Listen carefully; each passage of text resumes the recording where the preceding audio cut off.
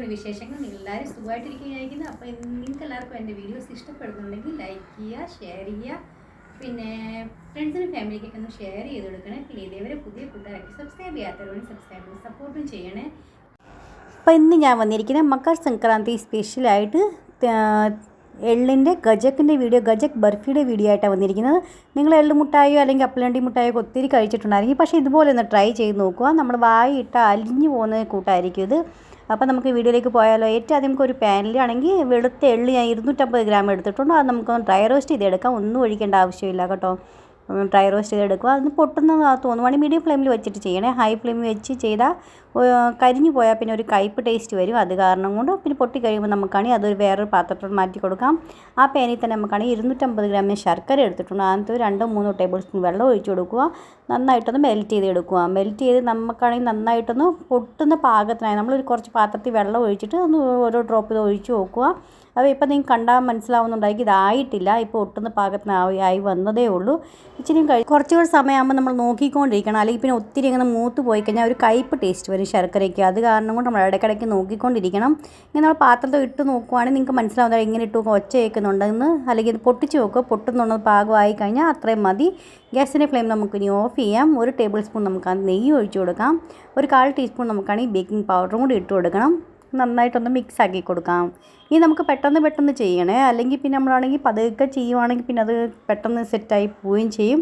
പിന്നെ നമുക്ക് ഭയങ്കര ഹാർഡായി ഇപ്പോൾ രണ്ടാമത് നമ്മൾ ഗ്യാസ് ഓൺ ചെയ്ത് നമ്മൾ എല്ലാം കൂടെ മിക്സ് ആക്കാൻ പോയാൽ പിന്നെ ഹാർഡായി പോവും. അതുകൊണ്ട് അങ്ങനെ ചെയ്യേണ്ട ആവശ്യമില്ല. ഗ്യാസിൻ്റെ ഫ്ലെയിം ഞാൻ ഓഫ് ചെയ്തിട്ടുണ്ട്. നന്നായിട്ടൊന്ന് മിക്സ് ആക്കി കൊടുത്തിട്ടുണ്ട്. നമ്മൾ എവിടെ നികത്തുന്നത് വെച്ചാൽ അവിടെ ആണെങ്കിൽ നെയ്യും കൊണ്ട് നന്നായിട്ടൊന്ന് ഗ്രീസ് ചെയ്ത് വെക്കണേ. അതിന് മുന്നേ എന്നിട്ട് വേണം നമ്മൾ അതിലോട്ട് പ്ലാറ്റ്ഫോമിലോട്ട് നമ്മൾ ഇട്ട് കൊടുക്കാനായിട്ട്. അപ്പോൾ അത് ഞാൻ ഇവിടെ നെയ്യൊക്കെ തടവി ഞാൻ റെഡിയാക്കി വെച്ചേക്കുമായിരുന്നു. അപ്പോൾ അതുകൊണ്ട് അങ്ങോട്ടും നന്നായിട്ട് ക്ലീൻ ചെയ്തിട്ടാണ് അവിടെ ചെയ്ത് വെച്ചിട്ടുണ്ട്.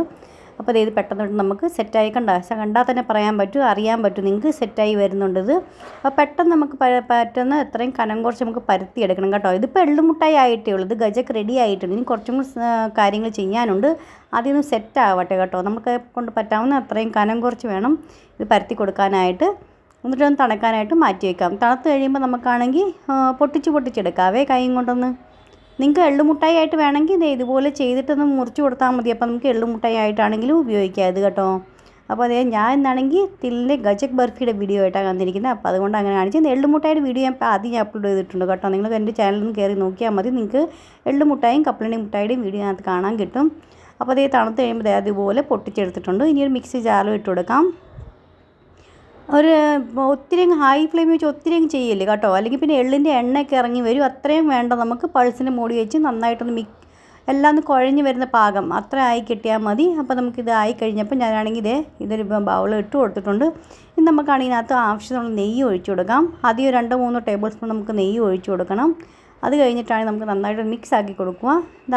നന്നായിട്ട് കുഴഞ്ഞ് വരുന്ന പാകം ആവുന്നില്ലെന്ന് തോന്നുവാണെങ്കിൽ നിങ്ങൾക്ക് ഒരു 3-4 ടേബിൾ സ്പൂൺ നെയ്യും കൂടെ വേണമെങ്കിൽ ഒഴിച്ചു കൊടുക്കാം.